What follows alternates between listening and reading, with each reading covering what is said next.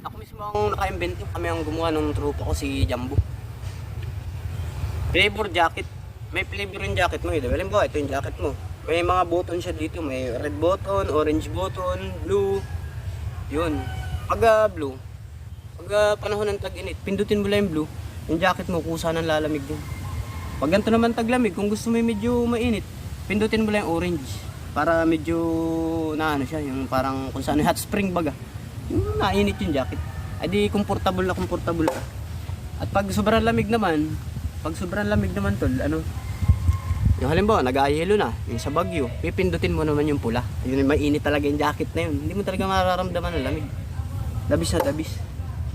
Tsaka yung pag nanlalamig kayo nung mag-shoota, nanlalamig na kayo, suotin mo rin yung jacket na yun.